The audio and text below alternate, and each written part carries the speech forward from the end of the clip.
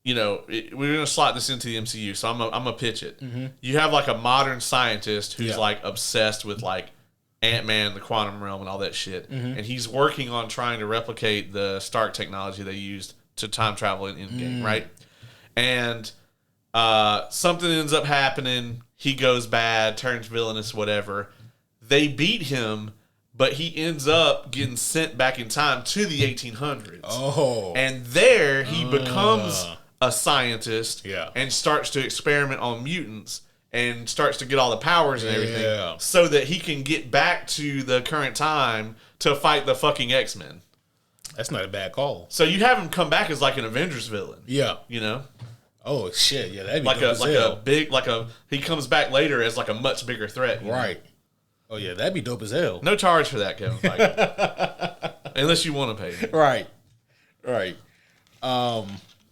Man, so and again, not to sidebar us even further, but the thing about Sinister is that he's always kind of the prelude to Apocalypse. Do you think it's still how soon is too soon to pull the trigger on Apocalypse? 2035 is like the earliest I want to see another giant purple villain. Because here's the thing, man. Anytime in the next decade, Yeah. I mean, Thanos is still such a monolith in our society. Yeah. Everyone knows who. Can you imagine that? Like, if I would have come up to you in 2011 and been like, Ace, who do you think like the big comic book villain is going to be in like 10 years? Thanos would have been in your top 10. No. Like, for you. No. But I'd been like, who's going to be like as popular as Lex Luthor was in the 90s? Or, as popular as the Joker has been? You would have never, like, I would say that Thanos is right up there in the cultural zeitgeist, right? Mm-hmm. He's right there with the Joker. Thanos is that well known. Yeah. Now. Yeah. No, he is. Like, and you know that they've reached like cultural zeitgeist status when rappers start talking about him. Yeah. It's like how like Patron isn't actually good tequila, but people drink it because people rap about it. Right. And it rhymes with a lot of things. It does, yeah. Yeah, I mean, The Rock fucked up. Terramana doesn't really rhyme with anything. Yeah, that's what he fucked up at. Yeah, the tequila's delicious, and I know that. Right. But it's hard for the rappers to rap about it, especially the ones that aren't that good. Yeah, I got some Terramana if you wanna. Right. Yeah, that's it. Yeah. You're pretty much stuck with that. Yeah. But 2035, that's fair. But even then, like you said, I don't even know if that's far enough out for Apocalypse. I think about it like this. I mean, people still talk about Heath Ledger's Joker, and we're 15 years removed, Well, that's because it hasn't been done better at all. At all. Yeah. As a matter of fact, it's just been done way fucking worse. As a matter of fact, maybe we should just stop casting Jared Leto in comic book things. I think we've hit that limit. Or just things. Just things actually would work. Oh, shit. Honestly, like I think they go all these like iconic villains that they've never been able to use. You go Sinister, you go Omega Red. Mm-hmm.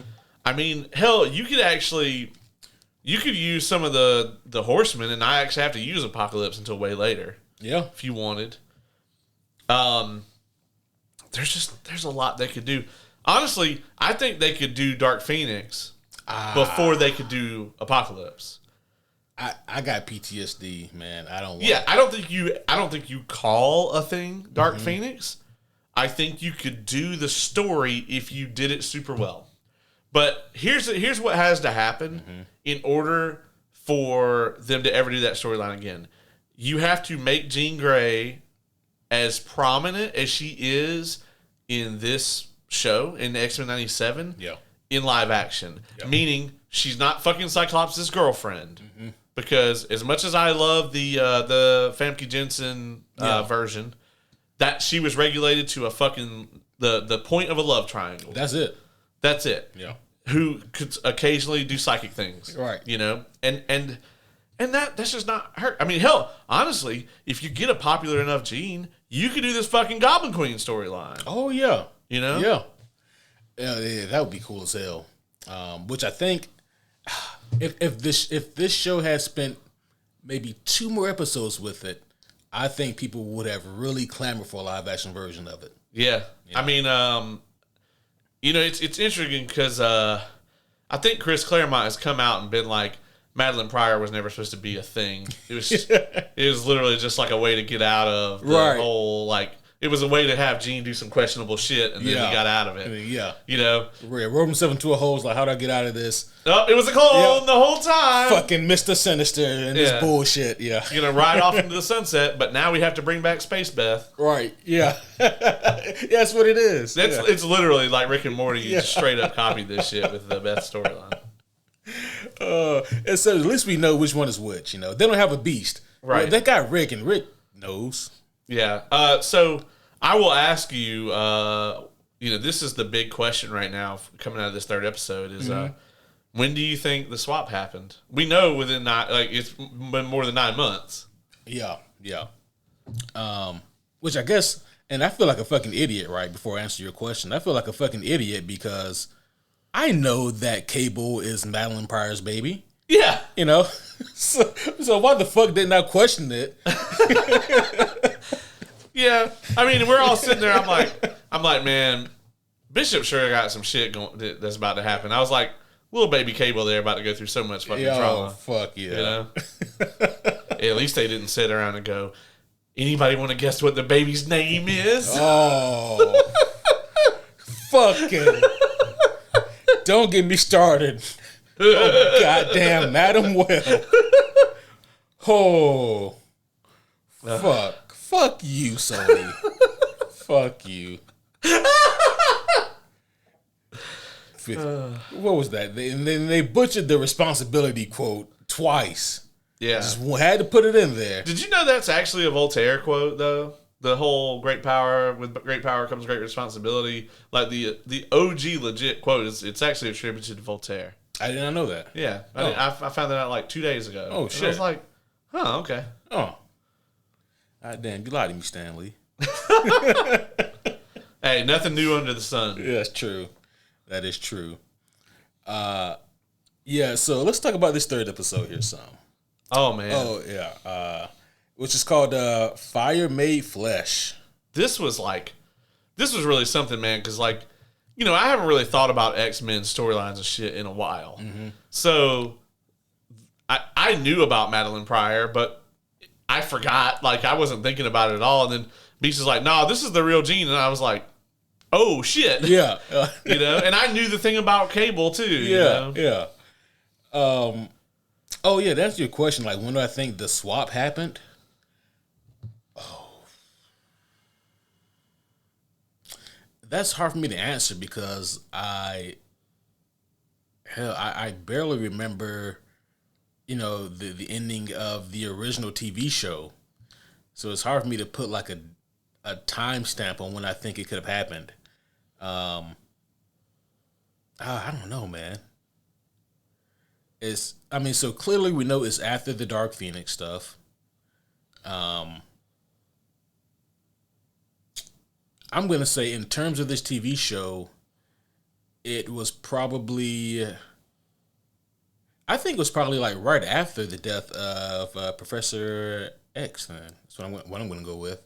A time when everybody is still grieving the loss of Charles. I think that'd be the perfect time to slip in Madeline Pryor.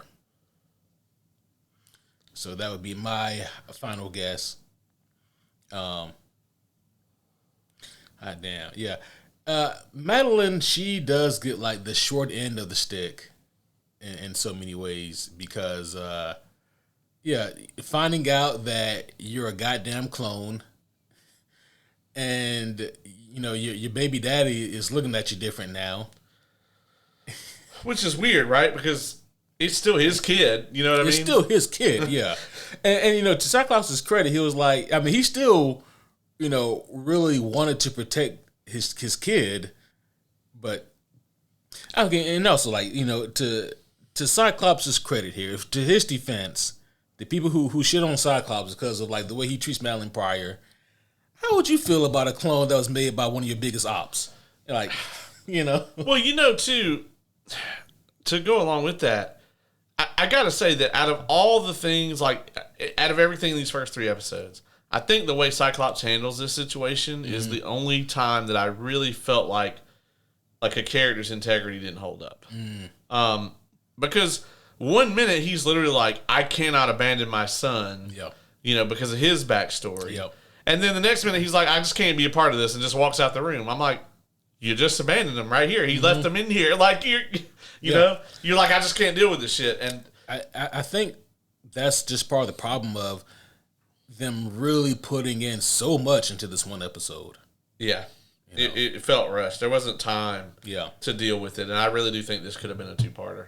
Oh, yeah. It definitely could have been. I mean, because, like, for those of you who don't know, this episode is taken from the story Inferno. And there are actually, for those who are interested, not one, but there are 2 Omnis dedicated to Inferno. Jesus. Yeah. It is the prelude to Inferno and then Inferno. And they condensed it down to 28 minutes. And they condensed that shit down to 28 minutes. And they did a much better job than Dune 84. They did. I was going to say they did a much better job than the DC Injustice movie. Oh, God, yeah. Well, I mean, they condensed that and then fucked it all the way up. Oh, yeah. All the way up. All the way up. Yeah. Yeah, so they did cover, like, a lot of ground there. And it was, I mean, they still overall did a really good job with it. But because they put so much in there, by the end of the episode, baby Cable is gone. Little Nathan, he's out of the picture now. You think we get him back this season? It'd be an interesting, like, end of the season. It would. Post credits, a little teaser. I would be down for that. Portal opens up. He just walks through. And he's like, "Hey, Mom and Dad." And then, I'd be down for that. Yeah. I mean, which means we got to get more Sinister back at some point. Oh, I think Sinister's definitely. Yeah. I think they're setting him up to kind of be the big bad. I think so too. Yeah. Another villain then they can also utilize is Strife, who is the clone of Cable. He's basically what Cable could become if he didn't have to use his abilities to hold himself together. Right. And it's like, oh man, you can be really fucking badass if you didn't have this virus. Yeah, didn't have this fucking techno-organic virus going on. Really quick sidebar here. There's something that was so interesting that after all these years I've never forgotten it. I remember my first time reading through Ultimate X-Men. It concludes with the big battle of everybody, the X-Men, Fantastic Four, everybody fighting Apocalypse. And Apocalypse was super OP in this universe. Like, nothing worked. I remember Human Torch was hitting him with, like, flames as hot as the sun. Nothing. Ben Graham, giving him everything he's got. Nothing. Sue Storm put, like, a force bubble over his head to cut off his air supply. Nothing. And Reed Richards was attacking. He said every pressure point and no reaction. And they were like, and then there was one point Wolverine stabs Apocalypse in the neck. And Apocalypse, he just like does like this motion, like moves his neck like to the left. And Logan's arm pops off. Oh, and, my God. Yeah, it's just stuck in his neck. And I'm like a kid reading this. I'm like, this is fucking... and Apocalypse was creepy as shit. He said some weird, creepy shit like, I hear your mutant genomes. They sing to me. And I'm like, this motherfucker is just beyond creepy. and so, like, Wolverine, like, he stole... This version of Apocalypse could steal powers, essentially. Yeah. Because he was the first mutant. And so, like, he stole Wolverine's healing factor, so, like, his arm didn't grow back, and, like, Wolverine got his face messed up and, like, lost an eye or some shit. And, they're like, everybody's getting fucked up. All the X-Men, Fantastic for everybody. And then a portal opens up, and Cable and someone else comes through. But Cable and someone else comes through. And they're here to help fight Apocalypse. And this shit threw my, like, 13, 14-year-old brain for a loop. Because this version of Cable, come to find out, it's Wolverine from the future. So like the glowing eye and like the fake arm is from Wolverine in this fight. When he lost. Shit, that's crazy. yeah. So don't I say all that just to say this? Don't do that version of Apocalypse because that shit, it's nightmare fuel. I think if they do Apocalypse anytime soon, man, they're gonna have to change his design to the point where people are gonna be mad. But I'm gonna be like, look, man, if you want like an accurate one, you got that in the last movie. You know, he looked fine. Yeah. Oh man. They even got a great actor to play him and everything. They did. Yeah. Yeah. Can't outact a terrible script. You can't. You really can't. Yeah. He tried though. They all tried, except for Jennifer Lawrence. Yeah. I think the same thing with Mystique. I think you don't use Mystique for a long time. Also, like, and I can't believe like it's fucking bad that I of all people have to say this, but here we go. It's okay for Mystique to wear clothes. And I hate that I have to be the one to say it. Yeah. I feel like the first 7 X-Men movies were so Mystique heavy. Yeah. We don't need it. Yeah. And I honestly would be fine with no Magneto for a bit too. You know? Or you just straight up put him on the team and have him turn bad later. But, you know, Giancarlo Esposito has been saying that like he really would love to play Professor X or Magneto. And do you go with someone that old right off the rip for them? How old is he now? Is he in his 60s? I think he's in his 50s. His 50s right now? I think he's just one of those people that just looks old. He kind of has looked like around that same age since Breaking Bad. By the way, we're about to meet that motherfucker in September. Yeah, that's right. I'm kind of scared. That's going to be a line, bro. Oh, it's going to be a fucking long-ass line, bro. Yeah, that's going to be fun as hell. He is... Watch, I'm going to pull this up. He's going to be like 95. No, he's 65. Okay, 65. So you think before the movie come out, he's going to be 70. That's true. I don't think if you're trying to franchise this, I don't think you cast a 70-year-old. Now, granted, they cast Patrick Stewart and Ian McKellen. They both still kicking. That's true. And that was in 2000. Right. That was 24 years ago. Yeah, because shit, they were... Patrick Stewart's been old for like 55 years. Patrick Stewart just came out the womb looking old as shit. Right. He's like the opposite of Timothy Chalamet. Yeah, motherfucker. Yeah, been old forever. Him and Morgan Freeman, man, just been old forever. Yeah, Morgan Freeman was like, 70 in Shawshank. Yeah, and you're like, what the fuck? God, wasn't that 50 years ago? Right. Like, how did you play Lucius? Yeah. Yeah. This episode, the episode 3, was so breakneck, as we put it, but it was just fantastic to watch. It really was. Yeah, so we got to see, first of all, the confirmation that, oh shit, that is the fake Jean. That's a clone, Madeline Pryor. And this is the real Jean coming back here. Holy shit. And, we see, like, Sinister further planting his seeds, or in this case, he's reaping his harvest with Madeline. And she reaches her breaking point, and now here we go with Madeline Pryor. She goes Madeline Pryor straight to full Goblin Queen mode. Yeah, And when she showed up in that outfit, man, I was like, this better not awaken anything in me. That's why I said, man, listen, if they had 1 to 2 more episodes of her as Goblin Queen, we'd be seeing some cosplays this year. Oh, I think we're going to see him anyway. Oh. Dude, this show is huge. It is. Like, I think they said that it premiered above the What If numbers. Damn. Yeah. That's impressive. And What If did very well. Yeah. So, yeah, I think it's like the highest, like, Marvel animated anything, which is not surprising at all. And, like, the good word of mouth is only going to carry the show further and further. Right.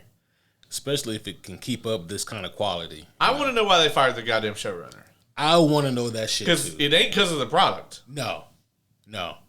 The product is damn good. It's grade A. It's the best thing we've gotten from Marvel in a long fucking time. Long fucking... And, like, that's the crazy thing. Like, as good as the show is doing, why you fire this guy? Yeah. I mean, this show would have been good in Phase 3. Like, this is not a... It's good by comparison. Like, you could have released this shit between Infinity War and Endgame, and it would have been just as good.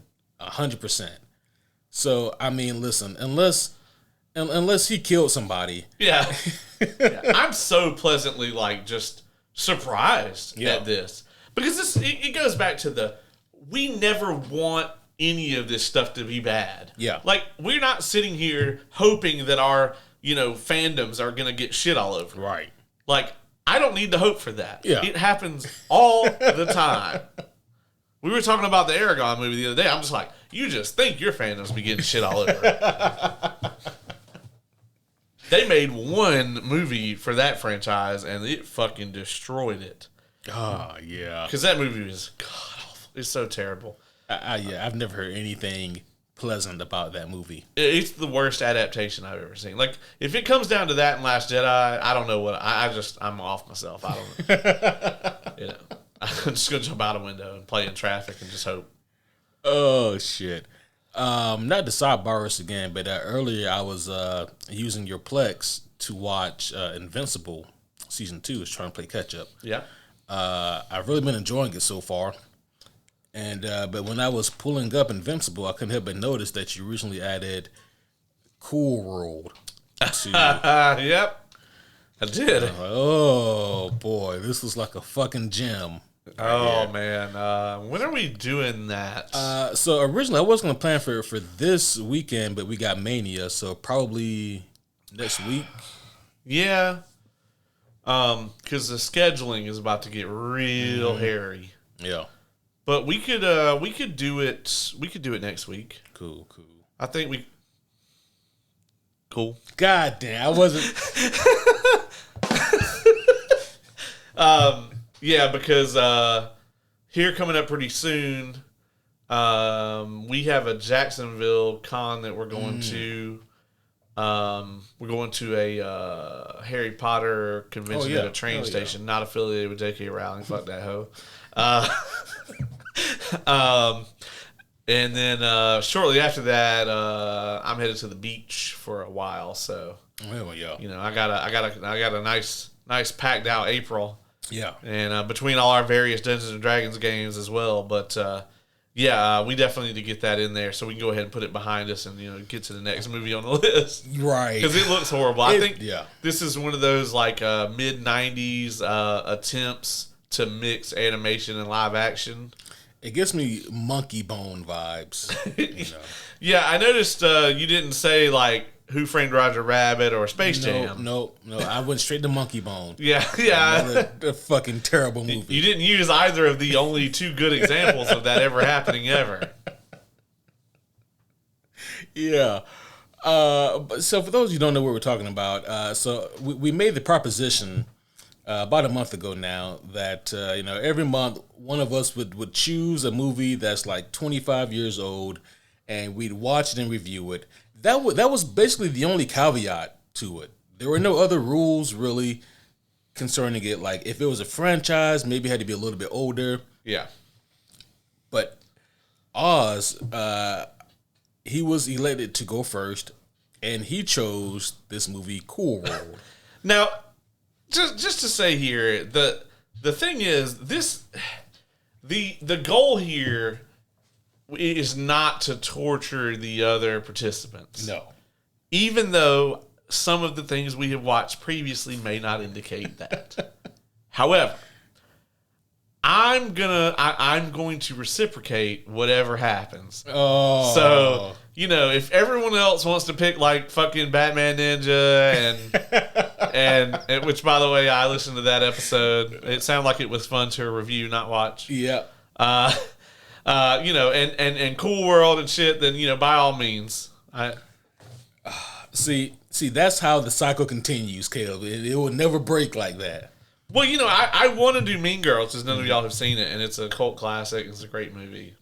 So, yeah, that is true. I've not seen Mean Girls. you know, and then if we review the old one, then you guys will be able to enjoy the musical. See, so It's the new and the musical? yeah, Oh, okay. yeah, and I actually think it's better than the original. Oh. Although there are certain circles where you can get the pitchforks taken out by saying that shit. I can believe that. So. See, I was going to do like either RoboCop or The Thing. But I'm like, you know what? Fuck y'all. If y'all going to treat me like this, make me watch Cool World and shit. See, I was just going to start this vicious cycle. Yeah. And you know that Dylan is prepared to come in here with some fuck shit. Yeah, oh God. It's going to be like the worst anime. Watch, Brendan's just going to bring a bunch of shit from our childhood that we like. Yeah. It's going to be like Three Ninjas Kick Back and fucking Ninja Turtles. And I'm going to bring in the Double Dragons movie. yeah, well, I'm going to come up in here with like fucking Dunstan Checks In or like Fantasia 2000 or something. Duncan checks in. Oh, you forgot about that movie, shit. didn't you? Yeah. I had to dial the area code on that shit. God damn. I thought I threw that memory out just to free up space. Somewhere we fucked up the algorithm. Yeah. It's like not found. Right. Okay. We were talking about X-Men. We were. We apologize profusely. We really don't. This is why we had to break it up. Yeah. Because we've in just 3 episodes, we're going on 2 hours now. Right. Yeah, it's exactly why we had to do it. So the way that this one ends, though, Sinister is still out there plotting and scheming. As he does. As he does, like a real villain. And Madeline Pryor has decided to part ways with the X-Men. And I do agree with what you said. The ending of this episode is a little bit breaking that character integrity for a lot of these characters. I don't know if the X-Men would be so willing to just be like, all right, peace out, Madeline. Like, we know you've been here for however long, and that you and, your husband, just gave up your child. Right. Yeah, everybody's like real cool with this. Maybe this is like, it's a trauma response from the mutant village. Like, we block out other traumatic events now. She was like, Storm would have believed me. I'm like, bitch, you're not her. Like, right, yeah. You're not Jean. Yeah.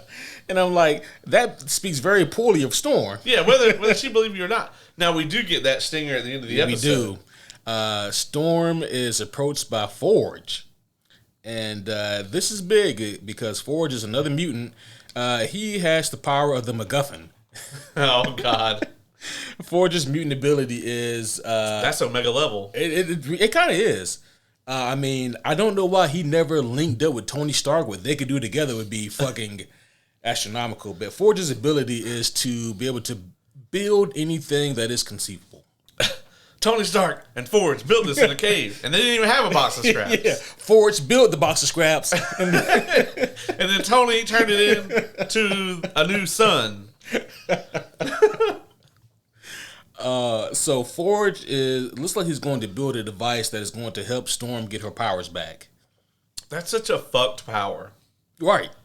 I mean, he doesn't like spawn the materials, right? Like he has to have the resources. He's got to have the resources. But he just has like the engineering capability. Yes. He has like Sylar's power. Like he understands Right. how things work at like whatever level. Yep. Okay. Yep. That's a fucking throwback. It seems like is. it shouldn't be, but it is. Yeah, that's like 06. Yeah. So anyway, Sylar was the villain originally on this show called Heroes that you probably haven't heard of because it didn't go well. But the first season was truly incredible. As a matter of fact, the first season of Heroes is closer to the X-Men than anything we've gotten in live action. It is. That first season was really good. It was incredible. It was like, what the fuck are they? I mean, how could you possibly fuck this up? And then it was just like, it was like whoever wrote the first season, they fired everyone. And then they just like got like some CW writers. I mean, it was a result of the writer strike, though, wasn't it? Season 2 was. Season 2, yeah. Like, those writers must have went on strike and never came back. And then they got some new ones for the... That don't explain why the whole rest of the show was bad. Wasn't season 4, they were trying to be more true to form by that point? Season 4 was the second best season. But by then, I think the shit got canceled. So it was just like, well, you know. Yeah. Where something that won't get canceled, segue here, X-Men 97, it got renewed for not just another season, but another 2 seasons. Yeah, let me get like 100 seasons of this. Right. So we're going to get at least 3 seasons total of X-Men 97, which at that point, wouldn't it be X-Men 2000? Yeah. Well, 99. X-Men 90. Oh, yeah, so 97, yeah, 98, 99, yeah. They better call that shit X-Men 2000 when we get there. Right. And then at that point, would that season just be the first X-Men movie that came out in 2000? Ew. Yeah, man, I don't think so. Oh, okay. All right, it was worth a shot. Do you have... Toad can drop the line, though. Like Storm can say that shit to him. No. They gotta leave that one alone. They gotta leave that one alone. Yeah, no. We don't. What if they act like she's gonna do it? She's just like, you know what happens when a frog gets struck by lightning? And he goes like, what? And then she hits him with a lightning bolt. And that's it. And they just never mention it again. They just never mentioned it, yeah. You mean like what they should have done in the movie? The same thing that happens to everything else. I was like, somebody wrote that and was like, oh, that's the shit. Yeah. That was the some motherfuckers always on Ice Skate Uphill. Whoever wrote that. Yeah. Was like, that sounds awesome. I still like to believe that Wesley Snipes just freestyled that. Ad-libbed that shit. Yeah, and he did it for every single take. Like, Mr. Snipes, that's not in the script. Yeah, I fucking know. Yeah. And call me Blade, motherfucker. Yeah. So episode 4 is going to be called Life Death Part 1. Which is, okay, there we go. Which is interesting because we get episode 4, Life Death Part 1. Episode 5 is Remember It. And episode 6 is Life Death Part 2. Yeah, so I think that, like, this next episode is going to be, like, half and half. There's going to be, like, a Jubilee part and then the Life Death Part 1 part. Mm-hmm. And then whatever the follow-up to Life Death is will be episode 6, and there'll be the whole episode is the way I'm seeing it. Yeah. So, yeah, I think for the review's sake, we should do 4, 5, 6, 7 as our part 2. Yeah. And then 8, 9, and 10 are part 1, 2, and 3. So yeah, that makes sense. Yeah, that'd probably be the best way to run it. Bright Eyes, that's episode 7. Cyclops episode? Cyclops episode or a Storm Gets Her Powers Back episode. Yeah. Because her eyes do the turn white. That thing is true. There's a lot of things that could mean. Right. I was looking here to see if they did have like any kind of Wolverine-centric episode. But I think it's the play to just use them like you're using them. I think so too.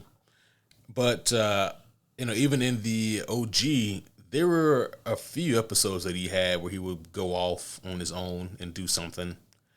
But yeah, I mean, I'm completely fine and understand if they don't do that here because it's working fine as it is. His story, his arc, and everything has just been mined. It has to death. I mean, all of it, right? Like we've seen him in the Weapon X facility.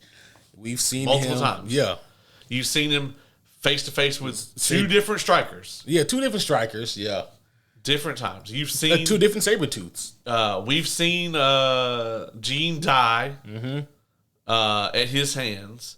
We've seen him go back in fucking time to fix that shit. Yeah. We've seen him take over other characters' arcs.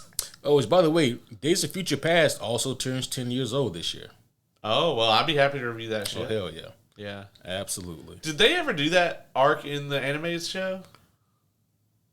With the Kitty Pryde going back in time or whatever? I was trying to think. Because obviously they did the Bolivar Trask and the Sentinel stuff, but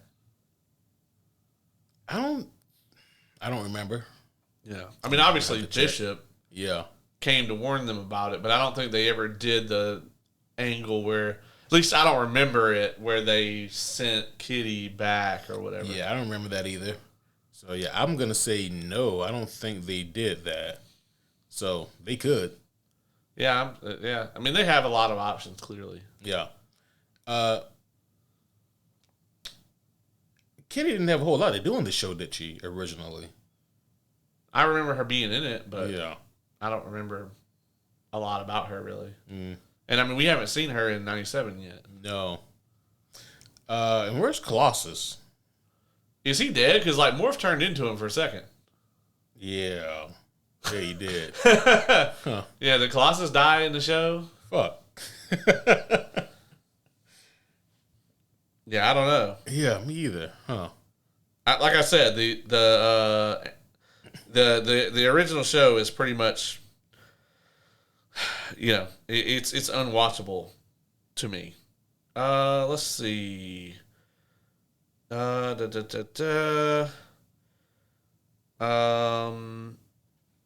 Apparently Wolverine and Storm and Colossus fought Omega Red. No, apparently he's still alive. I guess he's just in Russia. Yeah, okay. Good enough. Yeah, I mean, would you be upset if X-Men 97 got like a spinoff show? Like, what if they did decide to do like a New Mutants or a X Factor or X Force? I think you just bring New Mutants into this show and just keep calling it 97. 97, yeah. Like, just bring them in, you know? Right. I think that's easy. I think I people will lose their shit, but I think you have Gambit get killed.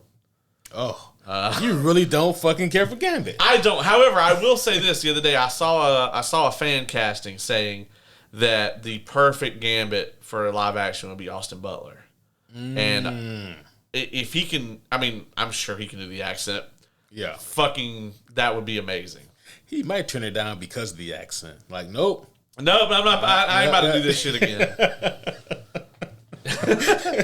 I can't do this again. Yeah. But, and multiple movies? No, yeah, dog. Not to mention, I'm sure he is very expensive now. Yeah. I think so too. You like they're gonna have to make Gambit like a main character, right? Yeah. Or they just get Channing Tatum. You know, like they were originally gonna do. There's like Hugh Jackman apparently dropped some little light Easter eggs that he might be in Wolverine and Deadpool or whatever, and I'm like, listen up, folks. Channing Tatum's Gambit was fucking terrible. Do we know that? Yeah, because wasn't he in he's in something, right? He's not anything. They had Gambit in one of the X-Men movies, right? We had Gambit in Wolverine Origins, but it's not Channing Tatum. Yeah. But that one was fucking terrible. That's what I'm thinking about. But yeah, Channing Tatum can't fucking act, so his Gambit is gonna be terrible. But that's why I need to see it. Like, I want to see what that looks like. It'd be like if I came up to you and was like, "Bro, you got to check out Dakota Johnson's Jean Grey."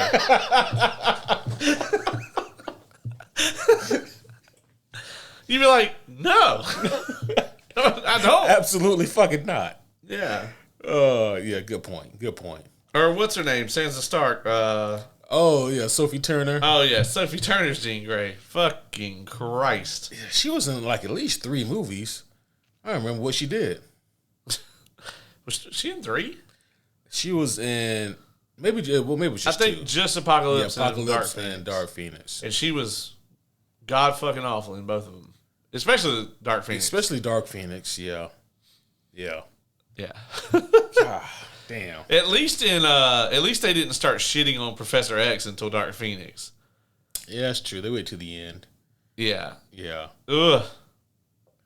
Yeah. Fuck. I mean, why do we keep bringing that movie up? I don't know, but how do you feel about Giancarlo Esposito has said that if he played Professor X, that he would want to not do the wheelchair version. I didn't see that. Yeah, he said that in an interview recently. Well, I mean, so obviously Professor X is mostly known in the wheelchair, right? But I mean, there's been incarnations like where he's died and then had a resurrected body, so he's able to walk again. Yeah. Is there a reason why he don't want to do the wheelchair? I think because he's kind of one of those guys that like acts with his whole body. I think that's probably got something to do with it, or maybe he just wants a different take on it. Honestly, if we're casting him as something, because he said he would love to be in the MCU, and honestly, this is the kind of people I want them to cast, like people who want to be there. Yeah. Not another Hugo Weaving incident. As great as he is, you know what I mean. He didn't fucking want to be there. Yeah. This might be considered a hot take, but I wouldn't cast him as either one of them. I cast a motherfucker as Doom. I didn't know you were gonna say that. Because he would fucking. I mean, he's gonna kill whatever. Yeah. But I think that would be such an interesting take. That would be an interesting take. If it were up to me, the way I would do Doom is I would have him all throughout the Fantastic Four movie, but you don't know it's him. Yeah. It's like it's Doom, but it's pre-Doom, Yeah. And maybe they just never called the guy by name. He's got like a code name or something. Yeah. They call him Victor at the end. Yeah. That's probably how I would do it. But unfortunately, like Giancarlo Esposito, he's like too big of a name for him to just be, Well, you always could have another actor actually be him. Yeah. And when he puts the mask on, right, Giancarlo does the voice, the voice. And then all the actual like acting, physical work is like a stuntman, all of it. Right. You just get a stuntman that's like really good, like they did for Mandalorian, yeah. Yeah, they could get that fucking guy, actually. That would confuse the shit out of that guy. He'd look at Pedro Pascal and be like, wait. and Giancarlo Esposito is in that show. Yeah. It's just confused the hell out of that poor guy. Who am I fucking playing today? Oh, shit. Oh, man. I don't want to go off on that. I was going to ask about Moff Gideon, like the rumors that he's still alive. Oh, my God. I fucking hope not, man. Yeah. Because, like, the way that he went out last time was awful. I thought it was... Yeah, I mean, there's a lot about the whole season that we broke down that just didn't... Bottom of the barrel, yeah. Please, no. Yeah. He's got to be done. I hope so. You have any other thoughts about X-Men 97, what we've seen so far? No, I think just to wrap it up, what do you think we're going to see this season? Or what would you want to see? Either one. Or both. Both is good. So, speaking of both, I would both like to see and think we will definitely see more Sinister. Looking at the end, or looking at some like these episode titles here, I'm going to say, man, those last 3 episodes, Tolerance, Extinction, do we get... I think we're in for a treat. Yeah. Do we maybe get Apocalypse back by chance? Ooh. With Sinister, I think there's a possibility we can get Strife. I think that'd be a whole lot of fun as well. Yeah, I already said I think we're going to get Heal Magneto. And, I mean, yeah. What if they do an Onslaught angle? Oh. This would be the rare case where I would tell them, please deviate from the comics. Oh yeah, because the comic run, as we've talked about in the past, if you just sit somebody down and outline what it's about, you'd go, that sounds fantastic, right? But it's a terrible book. Yeah, I got it because it was on sale, folks. All right, that's the only reason it's on my bookshelf. But I think that they could possibly, fix the execution.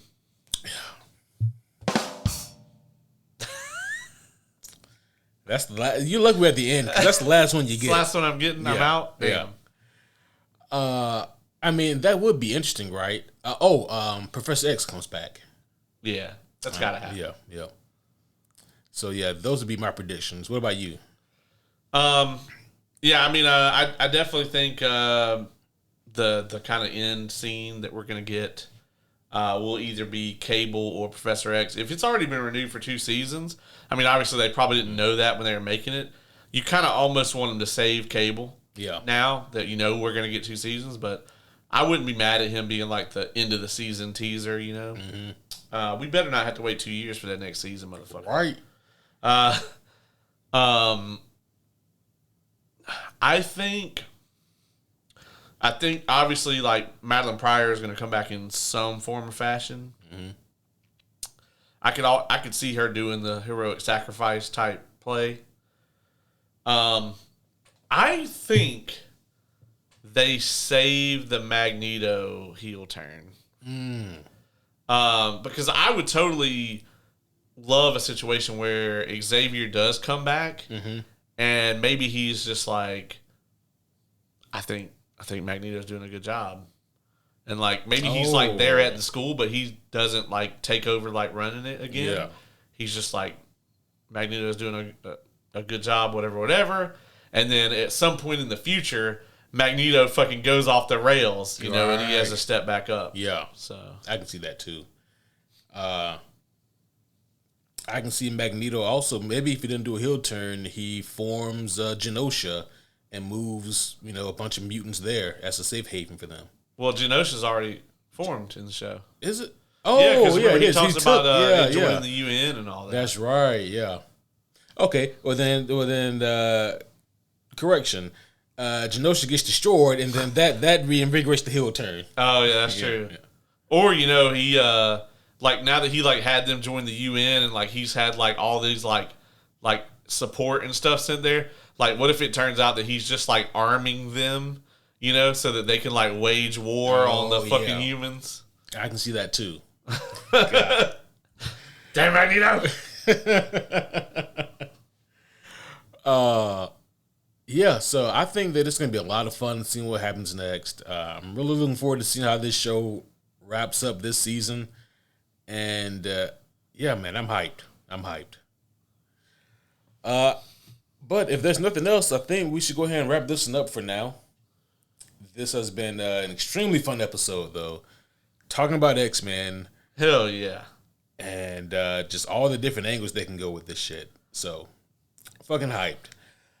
But, homies, that would be all for now. If you guys have any kinds of questions, comments, gifts, threats, food, supplies for us, then simply hit us up at superherohomies@gmail.com or any of the social media outlets. We're always active, live, and listening. But, until then, my name is Superhero Homie Q. And I'm Superhero Homie Caleb. Na-na-na-na-na-na.